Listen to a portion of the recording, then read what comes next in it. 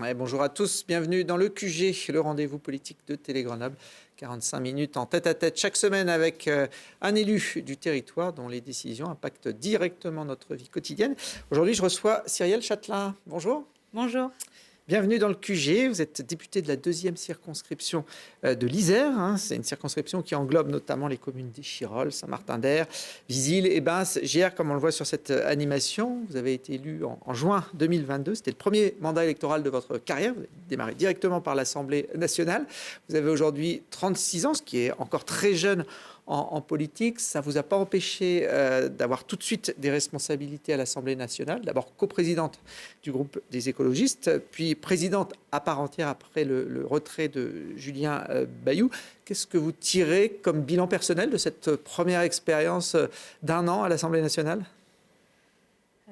À la fois une grande chance de pouvoir déjà de pouvoir représenter les habitants de la 2e circonscription, de pouvoir porter les valeurs politiques, les idées politiques qui m'ont mue depuis que je suis toute jeune. Moi, je suis une militante depuis que j'ai 18 ans, donc voilà, un sentiment d'une grande chance et à la fois un sentiment d'inquiétude parce qu'on a vécu une année où finalement l'Assemblée a vu à plusieurs reprises a vécu des passages en force extrêmement douloureux, l'exécutif, extrêmement brutal.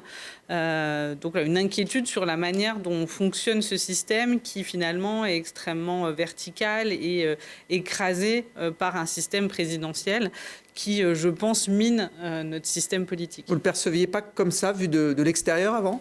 Bien, alors je le percevais. Je vous l'ai dit, ça fait longtemps que je suis militante, mais moi je fais partie de la génération CPE, donc il y avait quand même à un moment cette idée que quand on a une mobilisation qui est forte, qui est politique, qui est citoyenne, il y a un devoir d'écoute de la part des membres du gouvernement. Et là, on a quand même été confrontés à un gouvernement qui est resté absolument sourd à des millions et des millions de personnes dans la rue et qui allait jusqu'à empêcher le vote de l'Assemblée nationale parce qu'il n'avait pas de majorité. Donc c'est quand même un fait particulier. Dans une période politique, on a une assemblée où il n'y a plus de majorité absolue et où, à l'inverse, on devrait, dans le travail qui permet de se dire, en fait, il n'y a plus d'idées, personne n'est majoritaire tout seul, donc comment est-ce qu'on travaille ensemble ? Ça commence quand même par écouter ce qui est fait une très large majorité parmi tous les Français. Et c'était l'opposition à la réforme des retraites. On va en reparler de cette séquence de l'Assemblée nationale qui a duré plusieurs semaines en début d'année 2023. Vous étiez venu dans le QG politique quelques semaines après votre élection. On avait diffusé à l'époque votre première prise de parole dans l'hémicycle. On vous sentait un peu impressionné, ce qu'on peut comprendre. Vous avez pris de l'assurance depuis. Hein. Oui, oui. Après, c'était... Alors, il faut quand même remettre en contexte. C'est-à-dire que ma première prise de parole, c'était l'intervention sur la... C'est pas celle-là, ça c'est une des dernières où là vous êtes beaucoup plus aguerri pour aller titiller la Première ministre. C'est une question d'actualité sur... finalement un fait d'actualité qui nous rattrape, c'est le cas du ministre de la Justice, le cas du Dupond-Moretti. À ce moment-là, je lui demandais un peu ce que ça faisait, finalement, de gouverner sans ministre de la Justice, parce qu'on avait cette impression d'un homme obsédé par sa défense. Et ça s'est vu d'ailleurs pendant son procès. On avait un homme très sûr de lui, qui exerçait quand même... des mots à double sens. En plus, c'est un avocat, donc il sait le sens des mots. Et pourquoi est-ce que ça devait être virulent comme question ? Parce que moi, mon problème n'est pas avec le ministre de la Justice. Il est avec ce que représente cette affaire. Et elle représente deux choses. Le conflit d'intérêts, c'est-à-dire qu'on avait un ministre qui était jugé par des personnes sur lesquelles il a autorité. Donc c'est un premier conflit d'intérêts problématique qui fait qu'en toute probité, il aurait dû de lui-même se retirer de son poste de ministre. Et il y a un deuxième conflit d'intérêts, c'est qu'on est dans une justice d'exception qui fait que des politiques jugent des politiques. C'est le principe de la Cour de justice de la République. C'est ça, c'est-à-dire qu'on a 3 magistrats professionnels et 12 politiques. Et là, quand on a en plus un jugement qui est flou, c'est-à-dire qui dit oui, il y avait conflit d'intérêts. Très clairement, il était ministre et il est allé, finalement, il a il s'est servi du pouvoir et des prérogatives de son poste pour aller faire des poursuites disciplinaires sur des personnes avec qui il avait des désaccords en tant qu'avocat, avec qui il était en conflit. Donc ça, c'est reconnu. Ils disent oui, il y avait conflit d'intérêts, il y avait prise illégale d'intérêts, mais il ne savait pas, donc il n'est pas condamné. Et là, on voit quand même que c'est problématique, c'est-à-dire qu'on est sur un jugement où il n'y a pas de condamnation, mais qui n'est pas à même de rétablir la confiance, et parce qu'on ne sait pas les raisons pour lesquelles il n'y a pas de condamnation, hein, parce que quand c'est des politiques qui jugent des politiques, il y a quand même un soupçon qui reste, hein, ils peuvent avoir des intérêts communs. Il y avait des politiques de l'opposition dans ce... Oui, dans mais comme ça, alors il y a bien sûr l'opposition.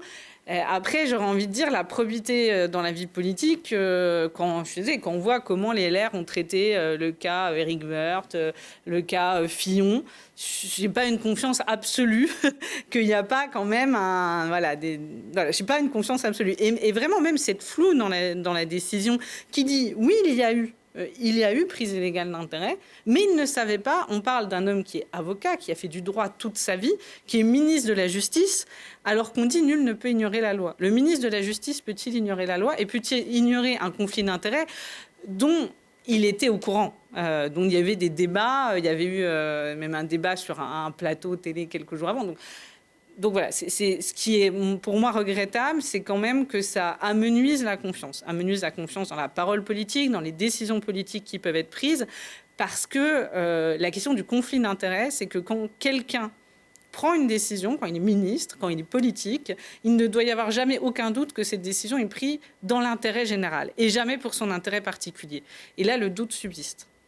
Et il subsistera malgré effectivement le fait qu'il ait été relaxé par cette cour un peu particulière, composée, comme vous l'avez dit, de juristes et d'élus. Je reviens sur la petite séquence où vous voyez, j'ai découvert en la passant qu'on pouvait fumer au sein de l'hémicycle. Je suis assez surpris. Alors, je sais pas si ça... On ne peut pas fumer. Il y a on voit la première ministre. Pendant qu'elle vous écoute, elle vapote. C'est ça. Il n'y a qu'une seule personne qui s'autorise à vapoter, c'est la première ministre. C'est problématique. Il me semble que finalement, c'est pareil, la loi doit s'appliquer à tous. Et oui, elle ne devrait pas vapoter dans un endroit clos comme celui-ci, public. Vous parliez de l'exemple, effectivement. C'était assez surprenant. Non, oui, en termes d'exemple, c'est pas l'idéal. Bon, vous l'avez dit, parmi les débats qui ont animé l'Assemblée nationale sur cette première année de mandat, il y a eu celui qui concerne la réforme des retraites. Comme tous les élus de gauche, vous étiez opposés à ce projet. Vous n'étiez pas la seule, hein, puisque comme tous les élus de gauche, vous avez défilé dans les rues de Grenoble. Et d'ailleurs, pendant des semaines, il y avait des centaines de milliers de Français, une mobilisation exceptionnelle. Tous les syndicats étaient également à l'unisson, ça aussi on peut dire que c'est exceptionnel. La gauche aurait dû ressortir renforcée d'une telle séquence, même si finalement la réforme a été adoptée. Et pourtant c'est l'inverse qui s'est produit. La NUPES est fragmentée, pour pas dire plus. Comment vous expliquez que vous n'ayez pas réussi, vous les forces de gauche, à surfer sur cette vague de protestation? Déjà, peut-être avant de l'expliquer, un sentiment de gâchis. Quand même, et dire que moi j'ai conscience que, parce qu'il y a eu la mobilisation sur les retraites où je pense qu'on a été extrêmement fort, extrêmement unis. On était 300 à Visil pour un meeting sur les retraites où il y avait bien sûr Elisa. On a fait des meetings dans toute la France, on a fait des rassemblements. Donc ça a été quand même un moment fédérateur entre nous et pour de nombreuses personnes. Et je pense que la question n'est pas tant cette mobilisation sur les retraites que ce qui s'est passé après. Oui. Et là, j'ai conscience qu'on n'a pas toujours été à la hauteur de ce qui était attendu de nous. Il faut le dire. C'est-à-dire qu'à un moment, on a eu, pour des raisons de querelle de personnes, pour des raisons de stratégie, de clivage absolu, on a pu décevoir. Et donc la question, c'est comment on ne déçoit plus. Parce que là, on a eu les retraites, c'est passé. On voit quand même que la logique, que ce qu'on dénonçait, c'est-à-dire le fait de faire des économies sur les plus fragiles, sur les femmes, sur les personnes qui en fait ont entre 50 et 60 ans, c'est-à-dire celles qui vont partir en retraite dans les années qui viennent, était inacceptable. Et on voit que c'est vraiment la logique du gouvernement. Là, on a le ministre de l'économie qui nous dit maintenant qu'il faut réduire les droits au chômage des seniors. Alors qu'on sait que le fait de reculer l'âge de départ à la retraite va créer des trappes à pauvreté pour des centaines, des milliers de personnes, parce que c'est des personnes qui ne sont pas en emploi, qui n'arrivent pas à trouver du boulot parce que personne ne veut les embaucher, et donc qui vont se retrouver au chômage, et puis après potentiellement au RSA, ou sans revenus, et dépendants de leur conjoint ou de leur conjointe. Pour nous, ce n'était pas acceptable. Et on voit que ce qu'on a dénoncé est en train de se produire. Donc ça nous... À la fois, ça devrait nous donner de la force, et il faut qu'on soit meilleur. Enfin, en fait, j'ai pas d'autre mot. Il faut qu'on soit meilleur, qu'on arrête de faire passer nos intérêts individuels en premier. Il faut qu'on arrête de s'interpeller sur Twitter. Ça, je pense que le tweet rapide, des fois, il faut mieux réfléchir à 2 fois avant de faire des tweets. Et il faut qu'on accepte. On a fait une rupture programmatique avec la NUPES. On a accepté de porter un projet radical qui fait face justement à l'explosion de la pauvreté, au réchauffement climatique de manière très forte. Mais on n'a pas fait une rupture dans les pratiques. Et maintenant, c'est cette rupture dans les pratiques pour un système plus démocratique, justement moins vertical, plus horizontal, qui est sans doute l'horizon devant nous. Et vous avez l'impression que la NUPES en prend le chemin? Vous parliez de Twitter. Les dernières sorties de Jean-Luc Mélenchon, pour parler de lui, sur Twitter, ont achevé, j'ai envie de dire, de fragmenter la NUPES. Pour certains, elle est morte, même pour des écologistes. Yannick Jadot l'a dit quelques jours après les propos de Jean-Luc Mélenchon sur le conflit israélo-palestinien. Ce que je peux dire, c'est que la NUPES, c'était un engagement qu'on a pris, que moi j'ai pris devant les électeurs de la 2e circonscription, que tous les élus NUPES ont pris. Et cet engagement, c'est de travailler dans le cadre d'une union. À l'Assemblée, effectivement, il y a un moratoire. Donc, on va dire que oui, le pronostic vital est engagé, on ne va pas se le cacher.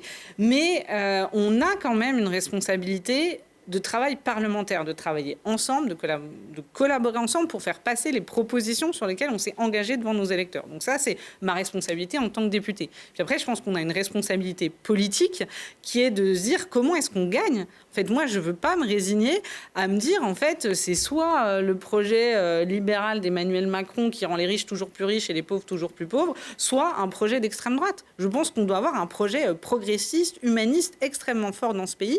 Et je pense que c'est notre responsabilité en tant que personnalité politique de le faire advenir.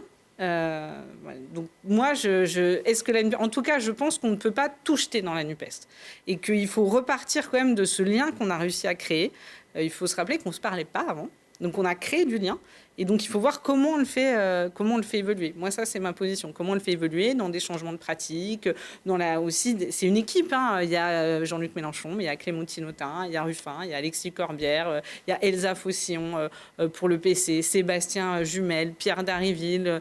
Enfin, il y a énormément de monde. Boris Vallaud, président du groupe socialiste, avec qui je travaille énormément bien. Donc, en fait, il y a toute une équipe et il y a tellement de talents, de compétences qu'à un moment, il faut qu'on arrête les conneries, quoi. Bon, ça c'est dit. Pour réussir à porter ce projet, il faut l'union, il faut aussi, c'est la règle en politique notamment pour les présidentielles, l'incarner à gauche. Alors, à part peut-être à LFI, pour les autres membres de la NUPES, Jean-Luc Mélenchon, c'est pas celui qui peut incarner ce projet dans les années à venir. Vous avez une petite idée de qui pourrait prendre ce rôle, qui va vite devenir urgent, puisque la prochaine présidentielle approche déjà? Alors, je viens de vous l'ai dit, il faut qu'on commence par changer les pratiques. Et l'une des choses aujourd'hui qui est en train de miner pour moi, notre démocratie, c'est le fait du prince présidentiel. Donc, je propose qu'on fasse les choses dans le bon sens.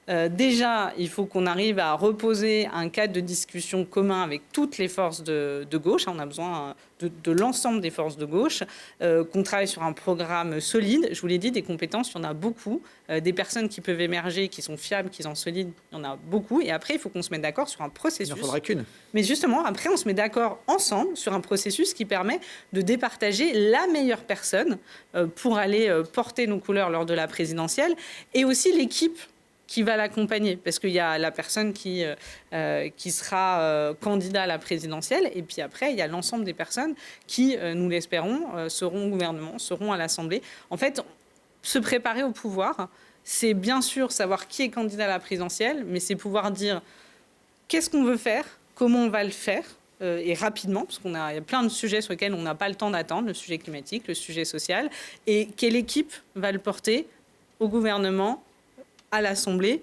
et aussi quel lien avec les territoires, parce qu'en fait, on ne changera pas tout ça sans le travail formidable que font l'ensemble des maires écologistes et de gauche sur le terrain. Alors justement, on parlait des maires écologistes. Il y en a un qui se prépare éventuellement à cette transition. C'est le maire de Grenoble qui a annoncé qu'il allait faire des stages en immersion de plusieurs semaines auprès des Français qui travaillent dur, les éboueurs dans les EHPAD, comme aides-soignants. Alors c'est pas pour bonifier son futur mandat de maire, puisqu'il a déclaré qu'il abandonnera la mairie de Grenoble dans un peu plus de 2 ans. Il est vraiment sur une échéance nationale. Qu'est-ce que vous en pensez? Ça pourrait être un de ces profils que vous avez évoqués? Moi, je pense qu'il fait partie des personnalités écologistes de gauche qui ont su gagner à Grenoble, qui ont fait des choses, qui ont un bilan. Donc oui, il fait partie de l'équipe. Bon, il a été condamné en octobre par la justice pour favoritisme. Ça peut être un handicap, ça, dans une ambition présidentielle, même si c'est une condamnation, on va dire, symbolique, mais elle existe. C'est toujours mieux sans. Ça, mais après, je pense qu'il s'en est... déjà, il a pris ses responsabilités. Ça, c'est la première chose. Et je pense que c'est important. Voilà. Donc ça, c'est... Mais ça, après, c'est un engagement. Et être candidat à la présidentielle, c'est un engagement aussi... individuel très fort, donc il faut des gens qui ont envie, qui veulent aller vers ces responsabilités-là, et puis après il y a le cadre collectif de comment on choisit et comment on va choisir la meilleure personne. Donc ça va être une rencontre entre cette envie et le cadre et les règles collectives qu'on va se poser. Bon, en attendant les présidentielles, c'est à l'Assemblée nationale que ça se passe, et il y a un gros morceau en ce moment avec la discussion sur le projet de loi immigration et intégration. Qu'est-ce que vous pensez de ce texte ? C'est un très mauvais texte. Ce texte, on pourra revenir après sur les dispositions. Mais, on va en détailler certaines, mais de manière générale. Mais de manière générale, il faut imaginer, moi j'ai été en commission. On n'a pas besoin de réformer. Alors, déjà, c'est une première chose, il faut savoir que depuis 1980, nous avons une loi sur l'immigration tous les 17 mois. Donc il faut déjà arrêter de dire que c'est un sujet qu'on ne prend pas à bras le corps, qu'on laisse sur le tapis. C'est absolument faux. On a légiféré, on a surlégiféré sur le sujet ces 30 dernières années. C'est une première chose. La deuxième chose, pour moi, j'ai une problématique avec le cadre et l'esprit dans lequel s'inscrit ce texte. Pour moi, ce texte, c'est la transcription de toutes les obsessions identitaires de l'extrême droite. Regardez le débat, vraiment, je vous invite à le regarder.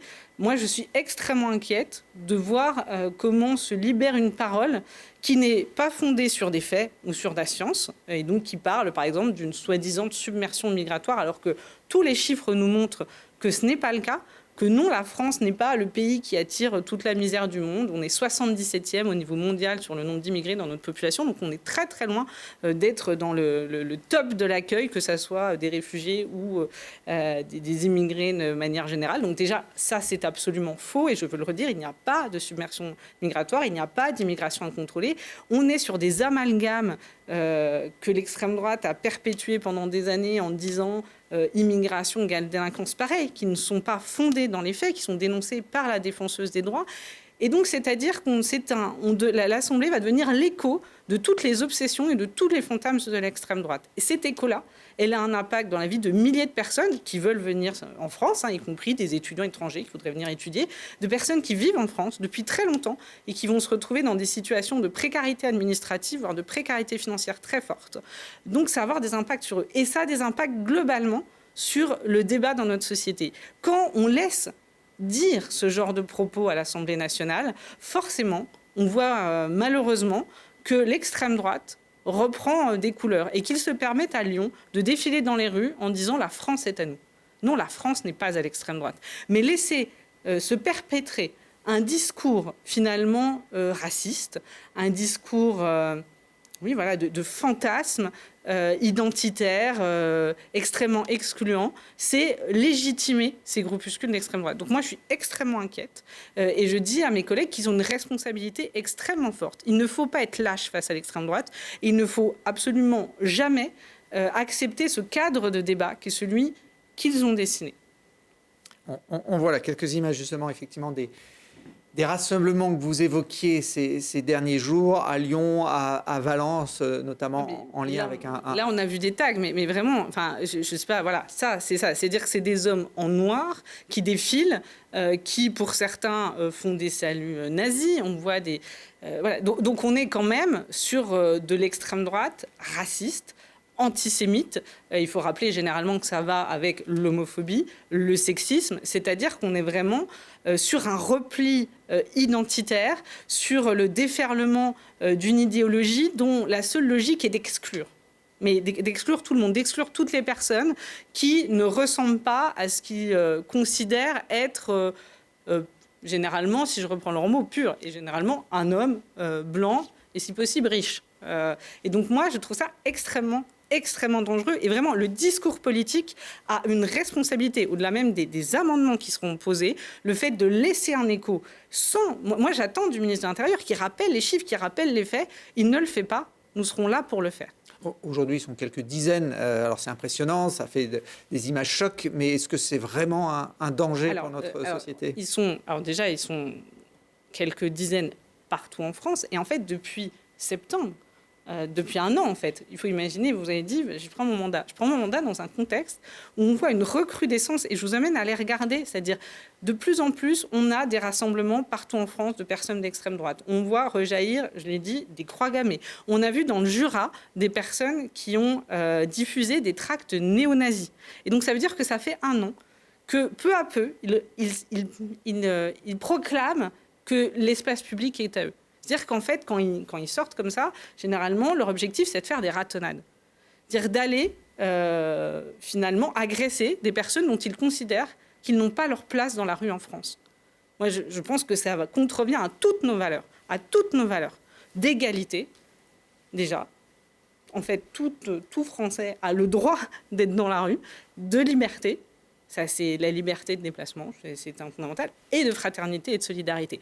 Donc vraiment, oui, c'est extrêmement grave. Et qu'ils se sentent finalement légitimés dans leur analyse des choses, c'est grave.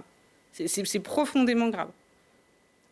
Bon, là, ils ont été légitimés, pour reprendre votre expression, par un fait divers qui est apparu. Alors, alors, il y a eu un fait divers qui ne légitime absolument pas l'extrême droite. Eux l'ont instrumentalisé. Oui, mais ils ont instrumentalisé un drame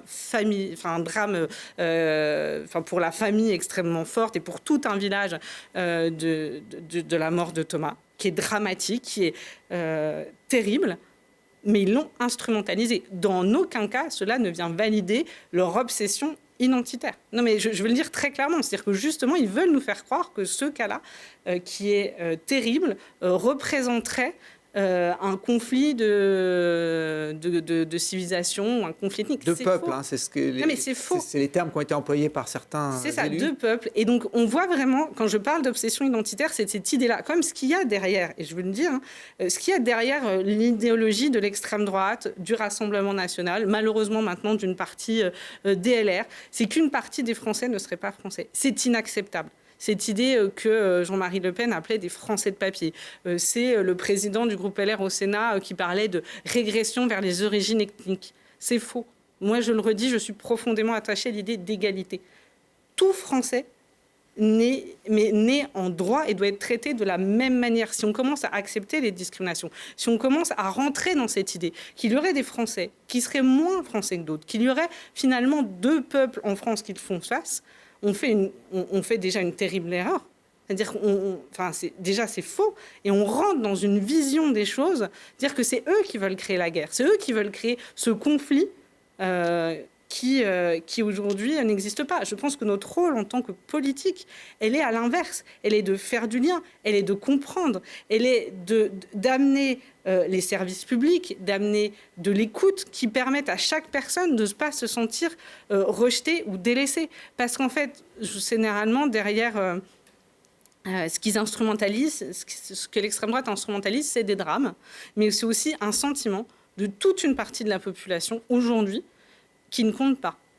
C'est ça. Hein. C'est-à-dire que, et d'ailleurs, c'est le sentiment qu'ils ont eu quand le président de la République a dit il y a ceux qui ne sont rien. Ben voilà, c'est l'impression qu'ils ont, qu'ils ne sont rien. Et ben notre rôle à nous, c'est de dire à chacun d'entre eux, finalement, vous comptez. Vous comptez autant que tout le monde. Et en fait, notre devoir en tant que politique, c'est de faire en sorte de transformer la promesse d'égalité qu'il y a dans notre devise dans une égalité réelle en termes de services publics, en termes d'accès à l'éducation, en termes d'accès à l'enseignement du supérieur, en termes d'accès aux soins. Donc c'est pour ça que les débats sur les budgets, sur les moyens des hôpitaux, de la santé, de l'école, ils sont essentiel. Parce qu'en fait, il y a deux manières de sortir de la situation dans laquelle on est. Soit on tombe dans l'obsession identitaire qui veut le conflit et qui veut nous monter les uns contre les autres. Soit on dit, en fait, non, on répond en amenant en fait, des services publics, de l'égalité, et on redonne une place à chacun au sein de la société, au sein de la France. Ça, c'est notre pari. La solidarité, la fraternité, l'égalité. Mais ce pari-là, il prend du temps, et puis il faut être au pouvoir. En attendant, les faits divers vont sûrement se succéder et générer des réactions de ce type dans les mois qui vont suivre. Est-ce qu'il y a moyen aussi d'apporter une réponse plus immédiate que de changer en profondeur notre système? La première chose, c'est que oui, pour le moment, nous n'avons pas gagné, nous ne sommes pas au pouvoir au niveau national. Je le redis, nous avons des élus locaux qui font beaucoup en France déjà pour ces services publics, pour amener des moyens pour soutenir la culture, la lecture, l'éducation, les écoles. Donc l'hébergement, les maires prennent aussi en termes d'hébergement d'urgence. Malheureusement, l'État se repose beaucoup sur eux plutôt que finalement de répondre à ses propres obligations. Donc on a des maires qui sont là, des présidents de métropole qui sont présents. Mais ils ne peuvent pas faire tout seuls. Et donc oui, bien sûr que nous, on doit, à côté de ce travail de terrain, avoir une réponse politique. Et moi, je ne suis pas d'accord. Bien sûr que ça prend du temps, mais il y a des choses qui sont très simples. Déjà, on parlait de la réforme des retraites. 1, abroger la réforme des retraites. 2, abroger la réforme plein emploi qui va faire de l'économie sur les gens qui sont au RSA. On pourra taxer les super profits. Ça ne met pas des années. On pourrait même le faire aujourd'hui. Aujourd'hui, nous avons une majorité à l'Assemblée nationale avec des membres de la majorité, notamment du MoDem, pour taxer les super dividendes. Nous l'avons, cette majorité. Nous avons une majorité pour voter les moyens supplémentaires sur la rénovation thermique. Nous l'avons fait l'année dernière lors du budget. Cette année, on n'a pas pu le discuter en hémicycle. Nous avons une majorité pour voter des moyens supplémentaires pour l'hôpital. Donc en fait, cette majorité-là, elle existe. Mais elle est concrète, elle se met en œuvre sur des projets précis ou mais elle peut se mettre en œuvre. Simplement théorique. Mais elle n'est pas théorique. Nous avons voté. Nous avons voté des amendements sur la taxation des superdividendes, nous avons voté des amendements sur les moyens de l'hôpital, nous avons voté des amendements sur la rénovation thermique, sur les moyens du ferré. La seule chose qui bloque, ça s'appelle le gouvernement et le 49.3.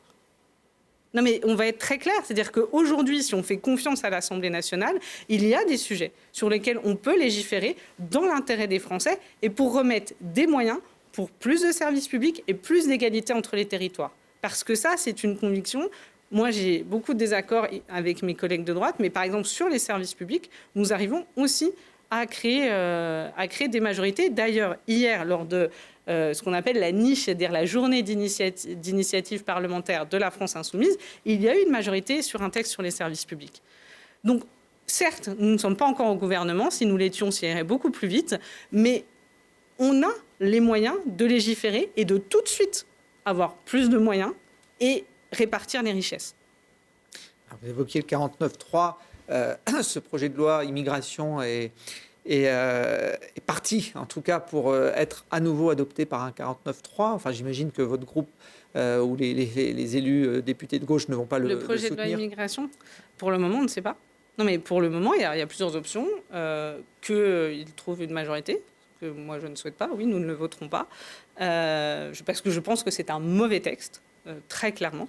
Et je pense que je vous l'ai dit, même que le débat qui va l'entourir est un mauvais débat dans la manière dont il s'amorce. Soit donc il y a une majorité, soit il n'est pas adopté. C'est aussi une option. Et c'est l'option qu'aurait dû choisir Emmanuel Macron sur les retraites. Des fois, il faut accepter de perdre. En fait, on n'a pas une assemblée juste pour discuter. On a aussi une assemblée pour décider. Et quand l'assemblée décide que ce n'est pas un bon texte, il faut aussi laisser l'assemblée voter. Et après, il y a potentiellement le 49.3. Mais aujourd'hui, j'ai l'impression que, mais ça, le gouvernement le dirait mieux, que tout est sur la table. En tout cas, il n'a pas lâché sur les retraites avec une mobilisation populaire. On le voit mal lâcher sur ce sujet. Même le fait que le texte soit adouci par rapport à la proposition initiale faite par le Sénat, le retour de l'AME, la régularisation des travailleurs sans papier, ça ne pourrait pas vous inciter à le regarder différemment? Alors, la première chose, c'est que là, on parle de la version du Sénat. C'est un texte considérablement durci par rapport à sa version initiale. Qui n'était déjà, pour nous, pas une version acceptable. Donc déjà, elle a été, en fait, considérablement durcie par rapport aux étudiants étrangers, par rapport au regroupement familial. Donc, il y a vraiment un durcissement très fort. L'AME, heureusement qu'on a pu le rétablir, c'est une politique de santé publique. Voilà. Donc ça, c'est heureusement que ça a été rétabli. Et sur la question des métiers en tension, pour le moment, on n'est même pas à la réécriture du projet initial du gouvernement. On est sur un entre-deux entre ce qu'avait proposé le Sénat et ce qu'avait proposé initialement le gouvernement, mais finalement qui, de ce que j'en comprends, on va voir parce que ça va encore évoluer, serait une manière de faire ce qui est déjà fait grâce à la circulaire Valls. Donc pour le moment, ça ne concernerait pas beaucoup de personnes en plus. Alors que des personnes qui travaillent en France, qui s'installent en France, qui construisent une vie, qui contribuent à notre vie collective, qui s'y sont intégrées, parce qu'en fait, on nous dit il faut qu'ils s'intègrent. On a des personnes qui sont intégrées, et on le sait, hein, qui sont dans les métiers du soin, les métiers d'aide à la personne, les métiers du ménage, le BTP. Donc vraiment des gens qu'on croise tous les jours dans notre vie. En fait, ce qu'on demande tout simplement, c'est qu'ils puissent être régularisés. Donc la demande paraît quand même simple. Aujourd'hui, on est très très loin, mais très très loin de cette demande-là. Que des travailleurs dignes, certes nouveaux arrivants, mais voilà, engagés, puissent en fait être sécurisés de manière administrative dans leur parcours. On va suivre les débats qui vont prendre plusieurs semaines sur ce sujet et on verra effectivement laquelle des trois options que vous avez évoquées sera finalement celle que l'Assemblée nationale adoptera. Vous évoquiez tout à l'heure le discours radical de certains partis politiques qui ont le discours extrémiste de l'extrême droite. Ont une responsabilité dans la montée de cet activisme violent qu'on a vu en images. Un activisme violent que l'on retrouve parfois aussi du côté des défenseurs de l'environnement.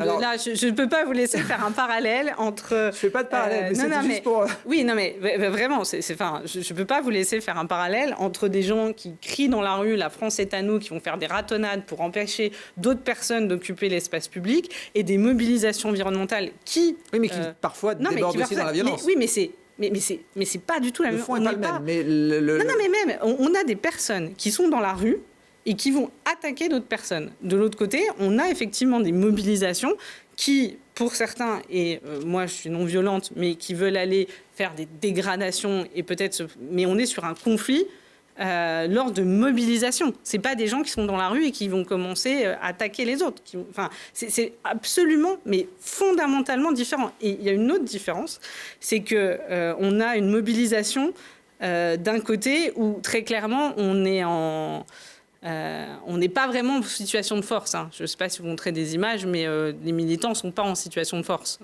Et de l'autre, on a des gens qui vont dans la rue s'attaquer à plus faible qu'eux.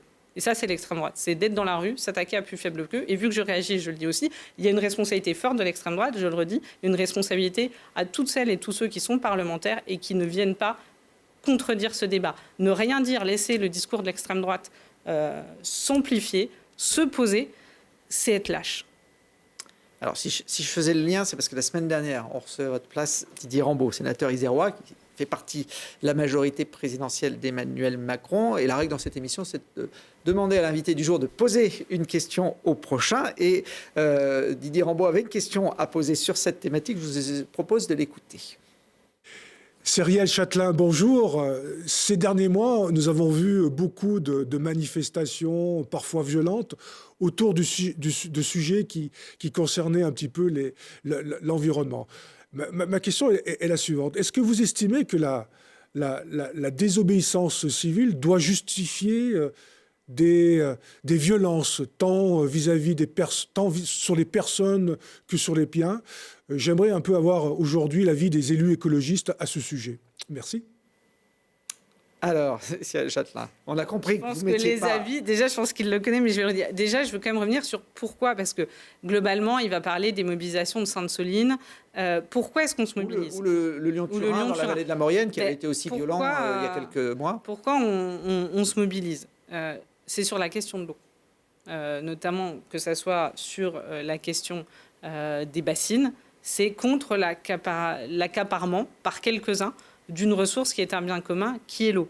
Sur le Lyon-Turin, pourquoi on se mobilise? Parce qu'on est sur un projet qui aura des impacts environnementaux extrêmement graves, extrêmement néfastes, y compris sur la ressource en eau ou sur les terres naturelles et agricoles. Voilà, non, mais déjà, quand même, reposer quels sont le cadre de ces manifestations. Après, notre position en tant qu'écologiste, elle est connue. Juste la forme, j'ai Voilà, l'impression c'est que ça. Didier Mais Rambaud pointe que le fond de la contestation. Oui, parce qu'ils ont plus de mal à répondre sur le fond, on va se le dire aussi. Mais sur la forme, la position des écologistes, elle est connue. Nous sommes un parti qui soutenons la désobéissance civile. Mais nous sommes aussi un parti non violent. Ça fait partie de nos valeurs fondamentales depuis maintenant plus de 50 ans qu'on a un parti écologiste. Nous sommes non violents. Par contre, oui, nous soutenons la désobéissance civile, comme c'était le cas avec les faucheurs d'OGM, comme ça a pu être le cas avec José Bové quand il a démonté des McDo contre la fast-food, la malbouffe. Et aujourd'hui, ce droit-là, et moi je suis très fière d'appartenir à un État où on a 2 décisions de justice qui rappellent que dans l'État de droit, on a une liberté de s'opposer, on a une liberté de penser différemment, de se mobiliser pour défendre son idée et ses convictions. C'est-à-dire que les soulèvements de la Terre n'ont pas été dissous et qu'on a aussi une décision très récente cette semaine du tribunal de Poitiers contre l'avis d'un préfet qui ne voulait plus financer Alternativa, qui faisait de la formation à la désobéissance civile. La désobéissance civile, la mobilisation pour ces idées, elle fait partie d'un état de droit. Et vous la revendiquez. Et on la revendique, une désobéissance civile non violente. On a vu des images un peu violentes, mais vous l'avez mis dans le cadre, lors des manifestations contre le Lyon-Turin en Maurienne il y a quelques mois. Après, il y avait aussi des centaines, parce que là, et je sais qu'on voit beaucoup ces images-là, mais moi j'étais en Maurienne, et en fait, sur l'ensemble des militants, la très très grande majorité a manifesté pacifiquement. Et même, je trouve que c'est un bon exemple parce qu'on y était avec d'autres élus. Éric et on Piolle a était présent, Éric Piolle, Gwendoline Delbos-Corfin, on était très nombreux. On a négocié pendant plus d'1 heure. Avec la gendarmerie, moi donc je veux saluer le travail, avec qui on a eu un vrai dialogue et on était vraiment prêts de trouver une manière de faire en sorte que la manifestation puisse continuer, parce qu'en fait on était bloqués, et se mettre d'accord sur un parcours. Et en fait, on n'a pas pu, parce que il y a eu de la part de la préfecture un no-go sur le parcours sur lequel on s'était mis d'accord, sur lequel il y avait eu un engagement. Il y aurait eu un parcours, la manifestation se serait déroulée tout à fait normalement. C'est-à-dire que c'est une manifestation qui à un moment a été arrêtée, ce qui ne légitime pas après le fait de s'en prendre à des gendarmes. Mais je le redis, c'est-à-dire qu'on a créé une situation dans laquelle une partie des gens se sentent nassés. Et donc, voilà, la question, c'est on aurait pu avoir un parcours qui permettait de protester, de contester dans le calme. Alors, puisqu'on parle d'environnement, la COP28 a démarré. Elle se tient jusqu'au 12 décembre à Dubaï. C'est une conférence internationale sous l'égide de l'ONU pour échanger sur les questions autour du réchauffement climatique.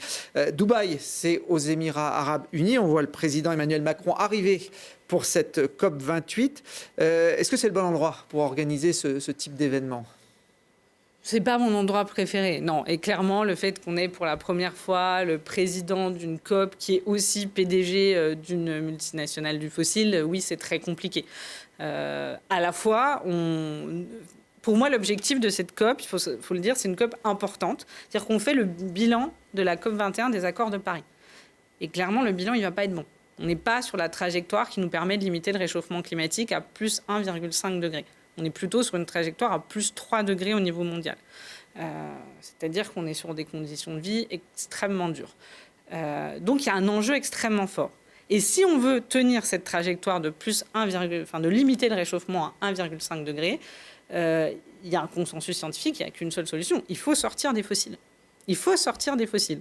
Donc à la fois, moi j'ai une inquiétude de la part de la présence des lobbies à la COP, et à la fois on sait qu'on ne sortira pas des fossiles sans eux. Donc il faut avoir une discussion avec eux. Moi, ma question, c'est dans quel état d'esprit arrive la France ?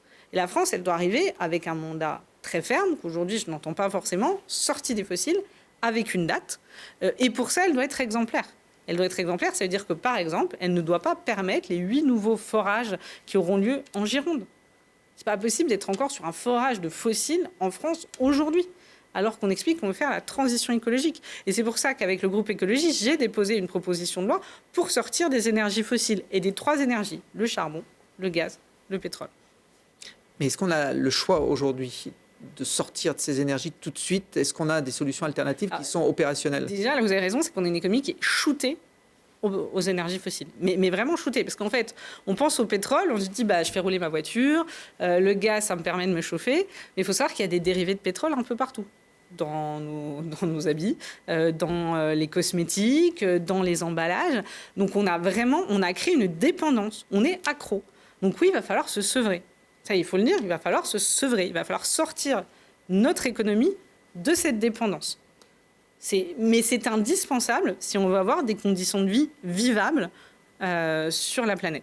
Et donc, je réponds, il y a des choses sur lesquelles, oui, on a des alternatives, bien évidemment.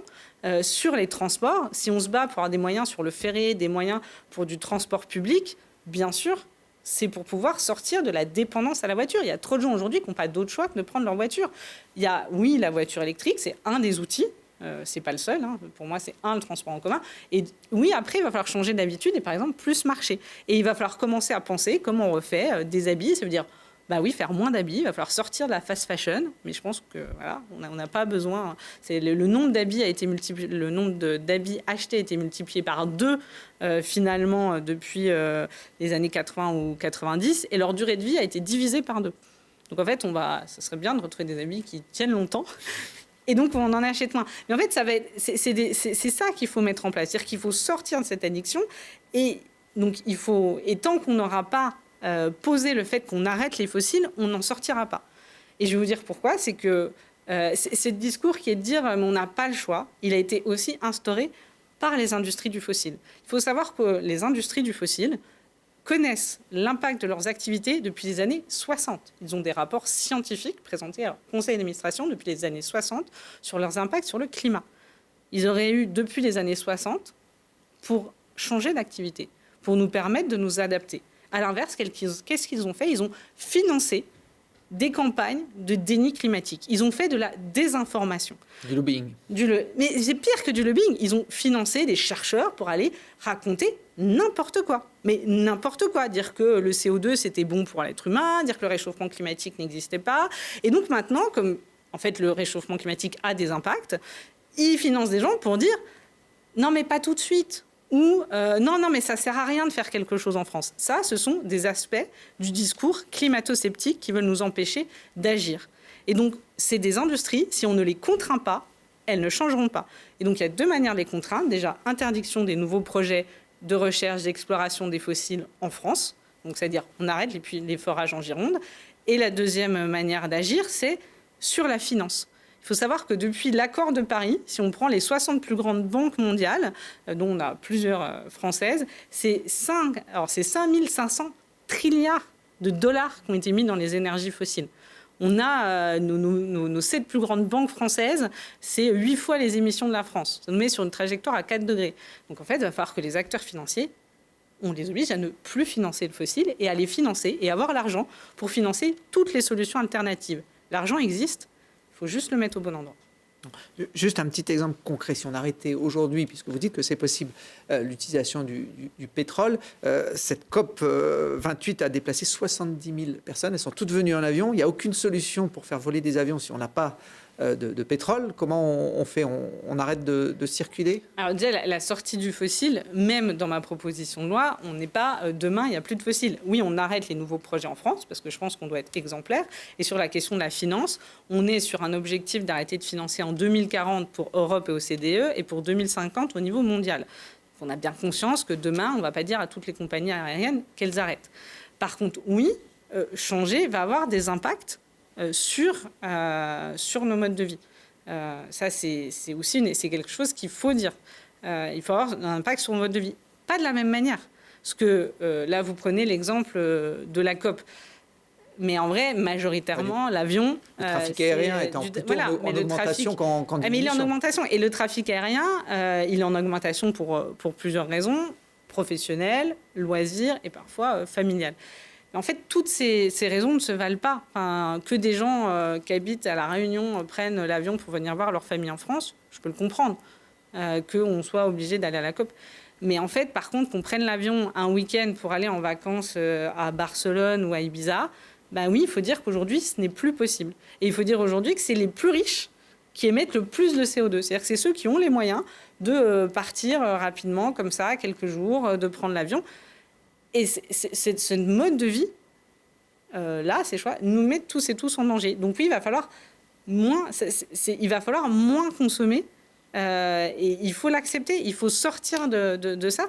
Et je vous dis, on peut prendre le train, moi je le fais, on peut se faire de très bonnes vacances en prenant le train. Et par contre, il faut que le train soit moins cher. Donc pour ça, il faut que l'argent aille dans le train. Est-ce que vous avez sincèrement l'impression que la population française est prête à ces sacrifices de façon majoritaire, oui. En tout cas à ces changements? Vous savez que 68% des Français ont déjà changé des modes de consommation. Alors pas tout, mais 68% des Français ont déjà changé quelque chose en raison du réchauffement climatique. C'est plus de 70% qui ont pris déjà des habitudes sur tout ce qui concerne l'économie circulaire, vous savez, acheter de la seconde main, réparer, etc. Donc en fait, les changements, ou même dans leurs pratiques alimentaires, dans les pratiques, de plus en plus de personnes deviennent végétariennes ou réduisent leur consommation de viande. Je pense qu'aujourd'hui, la question n'est pas tant au niveau des Français qui font déjà des efforts, qui sont inquiets, qu'au niveau des politiques. La question maintenant, c'est les gens, ils prennent leur part, mais ils ne peuvent pas prendre en charge toute la responsabilité du changement. Donc il faut qu'on ait un État qui leur donne déjà les moyens de changer de comportement, parce que des fois, on veut, mais on ne peut pas. On veut rénover son logement, mais on n'a pas les moyens. C'est-à-dire que pour un ménage modeste ou même, on va dire, classe moyenne, des fois, c'est plus d'1 an de salaire. Donc non, si on n'a pas une aide financière, on n'y arrivera pas. Donc il faut donner les moyens à des gens qui veulent faire des changements et qui ne le peuvent pas. Et il faut contraindre les entreprises. Je le redis, c'est-à-dire qu'à un moment, ce n'est pas que aux individus de faire des efforts. C'est aussi aux entreprises d'être sur une trajectoire de réduction des émissions, de réduction de la consommation de l'eau, de réduction de la pollution.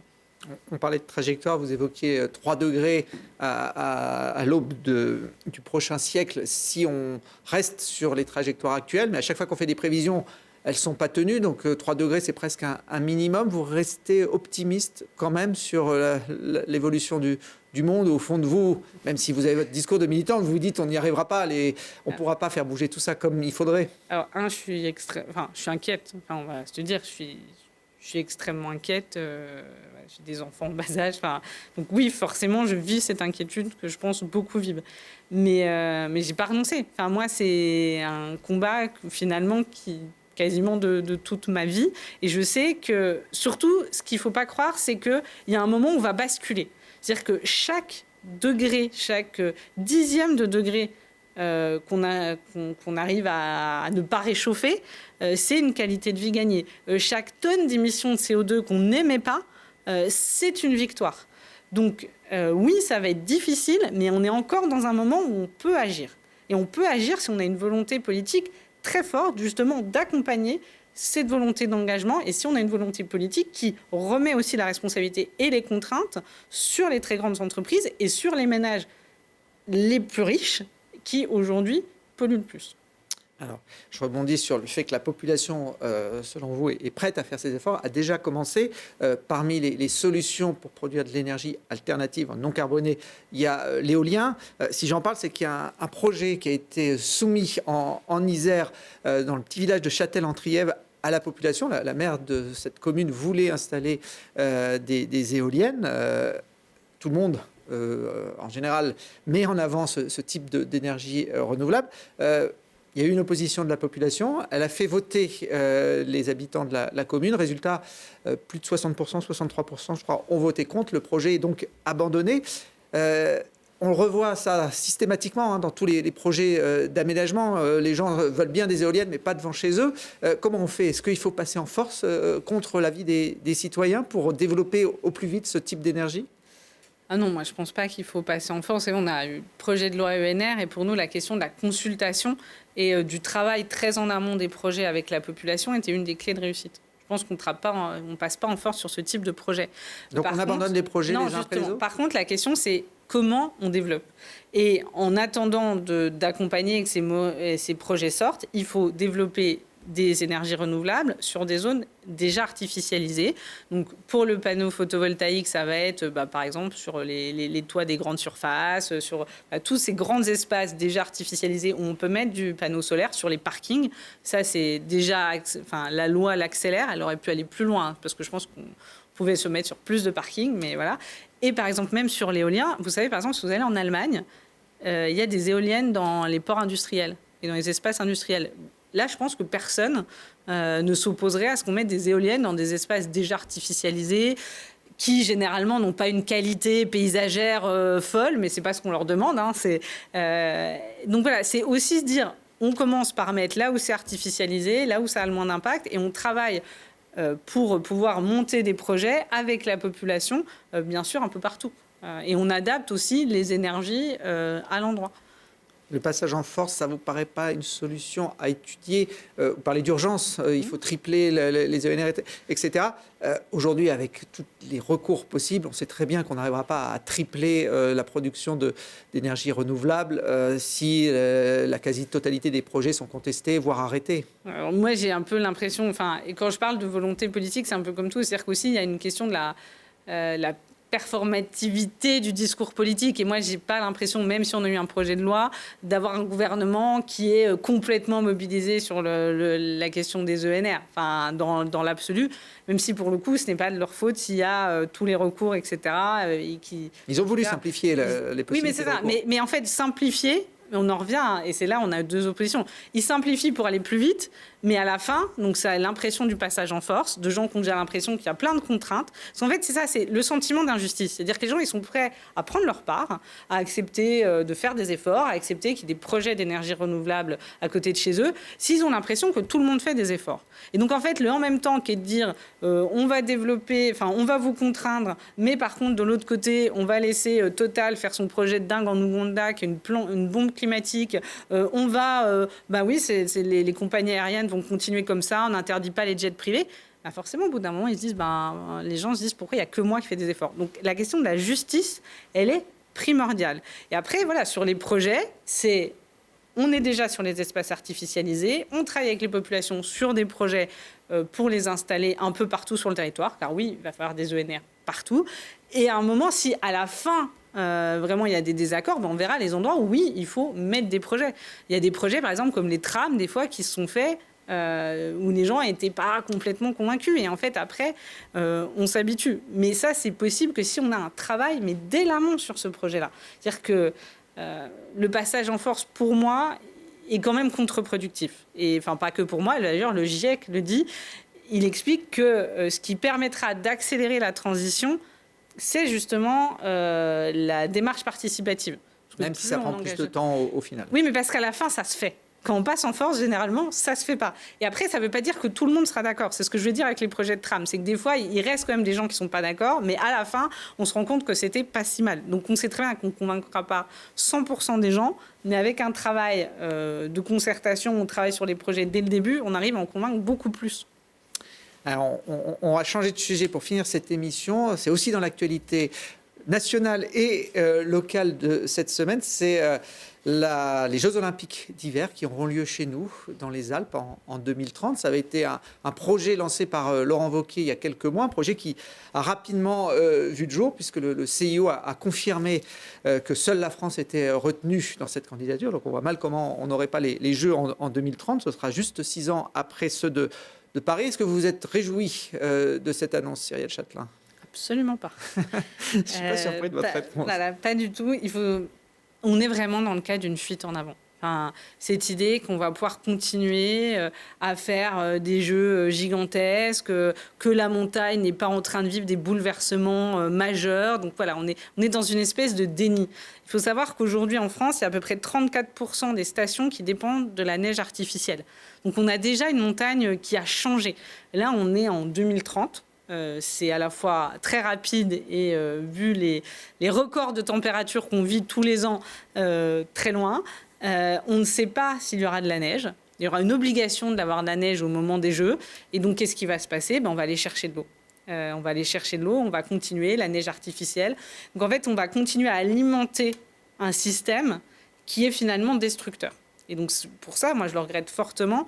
C'est-à-dire qu'on a un système qui a un cercle vicieux. On parle des Jeux Olympiques. On pourrait pas parler du projet de téléphérique dans le glacier de la Girose. En fait, pourquoi je mets les deux ensemble? Parce qu'en fait, c'est vraiment toujours la même logique. C'est-à-dire, il faut attirer du tourisme. Enfin, on est sur un système fondé sur du tourisme et sur du tourisme d'hiver encore majoritairement. Parce qu'on peut avoir du tourisme 4 saisons. Mais là, on est vraiment beaucoup sur le tourisme d'hiver. Il faut attirer les touristes. Donc, on va faire des nouvelles infrastructures. Donc, pour faire vivre ces infrastructures, il faut prendre de l'eau parce qu'il faut absolument avoir de la neige pour être rentable. Et après, on va faire des grosses résidences immobilières artificialisant les sols pour que le projet soit rentable. Et comme on aura fait ces grosses résidences immobilières, il faudra attirer du tourisme, donc il faudra faire de nouvelles infrastructures. Vous voyez bien que le cercle, il est complètement vicié. C'est-à-dire qu'à chaque fois, on va aller prendre plus de terre, plus d'eau, et que ça ne fonctionnera pas dans une montagne où, en fait, l'eau est en train de se réduire, où les glaciers sont en train de disparaître. On voyait la carte des sites olympiques des Alpes pour la candidature de 2030. Pour vous, c'est quoi? Il ne faut plus faire de Jeux olympiques d'hiver, alors ce type de manifestation n'a plus sa place? Parce qu'en fait, si on ne la fait pas dans les Alpes, d'autres candidats, l'Arabie Saoudite, etc., se sont portés acquéreurs de ce type d'événement. Ça paraît complètement fou, mais les Jeux asiatiques d'hiver auront lieu en Arabie dans quelques années. Alors, ce qui est complètement dingue, enfin moi je pense que c'est complètement dingue. Il faut se poser la question de pouvoir faire des Jeux d'hiver dans un endroit où il n'y a pas d'hiver. Bah oui, à un moment il faut. Mais ça a été. Mais ça veut dire qu'il faut sans doute repenser les Jeux. L'idée c'est pas qu'il n'y ait plus de Jeux, c'est est-ce qu'on a besoin d'avoir des Jeux qui sont devenus des machines à cash où les sponsors ont pris une place de dingue par rapport aux valeurs initiales des Jeux. Première chose. Est-ce qu'on doit avoir des Jeux où on est obligé de demander à des étudiants de quitter leur logement universitaire pour héberger. Oui, mais en fait, Paris, faut pas croire que ça sera très différent quand ça sera en Auvergne-Rhône-Alpes. Non, mais c'est ça, c'est-à-dire qu'on va, pendant les hivers, demander aux étudiants de ne pas être là, ou virer tous les gens qu'on héberge en hôtel, on va les mettre dehors. Non, mais très concrètement, qu'est-ce que ça veut dire? Donc ça, c'est quand même une première chose. On le voit bien, déjà, réussissons les Jeux de Paris. Ça, c'est une première donnée. La deuxième chose, oui, moi, je pense que ça veut... Dans un monde qui va se réchauffer où il y aura moins de neige, il faut réfléchir à quel jeu on veut en hiver. Et moi, je serais je ferais partie de la direction des Jeux Olympiques. Je me projetterais sur qu'est-ce que c'est des jeux dans un monde qui se réchauffe. Donc en termes de responsabilité, de réduction des émissions, mais aussi en termes d'adaptation des compétitions. Et la troisième chose, c'est que là, on n'était pas en compétition avec l'Arabie Saoudite. Je crois qu'il y avait la Suisse et la Suède, mais je crois que c'était plutôt conditionné au fait qu'on demande qu'il y ait une consultation publique, ce qui n'est pas le cas dans ce projet-là, ce que je regrette. Et en vrai, moi, j'ai un peu l'impression que c'est les Jeux de la loose. En vrai, il y a plus grand monde qui se bat pour avoir les Jeux Olympiques, parce que ça a des coûts financiers colossaux, que ça a des impacts environnementaux colossaux. Donc, voilà, moi j'ai aussi l'impression qu'on se bat un peu pour quelque chose où il y a plein de gens maintenant qui ont pris conscience de l'aspect aussi négatif des Jeux. Et puis en plus qu'on est malheureusement devenu très loin d'une fête populaire où tout le monde peut participer quand on voit le prix des billets. Donc ça montre bien qu'il faut réfléchir des Jeux Olympiques, on va dire, de proximité. Enfin, il y a quelque chose quand même qu'on a perdu dans ce côté gigantesque. Bon, en tout cas, l'Isère ne sera pas concerné par cette fête populaire parce que c'est le seul département des Alpes qui n'aura pas d'épreuve olympique pour ces Jeux de 2030. Comment vous interprétez cette anomalie, on peut le dire comme ça, parce qu'on a des grandes stations qui accueillent des Coupes du Monde, on a des glaciers qui peuvent garantir cette neige dont on parlait? Ça, faudra demander. Après, j'ai l'impression que déjà que la candidature a été faite à la va-vite. Est-ce qu'à un moment... Laurent Wauquiez n'est pas connu pour être impartial dans ses décisions-ci, on va le dire. Après, vous imaginez que je ne vais pas me battre pour qu'on ait des épreuves en Isère. Plutôt l'inverse, je pense que je serai aux côtés des associations, aux côtés des élus qui se battront pour qu'on n'ait pas les Jeux Olympiques en 2030. Je pense vraiment que c'est une erreur fondamentale. Aujourd'hui, de continuer à remettre une pièce dans la machine du cercle vicieux de la consommation de l'eau et de la consommation des terres, du cercle vicieux du gigantisme sportif. Voilà. Et quand je dis gigantisme sur l'eau, hier, on avait un débat sur les méga-bassines. Il faut savoir, par exemple, qu'il y a le projet de la CLUSA, qui était la méga-bassine des neiges. Donc, est-ce qu'on va avoir des méga-bassines des neiges pour être sûr qu'on ait de la neige en 2030 ? Voilà. Donc, vraiment... Je pense qu'il y a de l'impartialité de la part de Laurent Wauquiez. Personnellement, ça me gêne plus quand il en vient à couper arbitrairement des subventions aux acteurs culturels. Voilà, ça me semble plus problématique. Bon, on a compris en tout cas votre position sur les Jeux Olympiques. On aura l'occasion d'en reparler puisque c'est en 2030 que notre région accueillera normalement cet événement. Merci beaucoup Cyril Chatelain. Il reste une petite mission, c'est de poser une question à l'invité, le prochain invité de cette émission. Il est d'ailleurs un proche de Laurent Wauquiez, c'est Yannick Neuder, député LR. Je vous laisse regarder la caméra en face de vous et lui poser une question. Bonjour, chers collègues. Lors de cette émission, on a parlé de l'année que nous venons de vivre tous les deux en tant que nouveaux parlementaires, qui a été marquée notamment par la mobilisation contre le projet des retraites. Mobilisation qui malheureusement n'a pas pu finir par un projet soumis au vote à l'Assemblée nationale. C'est-à-dire que chaque député n'a pas pu se prononcer. Et donc ma question, Yannick Neuder, auriez-vous voté contre la réforme des retraites ? Merci Cyril Chatelain. On lui posera évidemment cette question et bien d'autres dans la prochaine émission. Vous pouvez retrouver le QG politique le vendredi à 21h15, samedi 9h15 et dimanche 17h30. Et puis toutes nos émissions sont en replay sur telegrenade.net.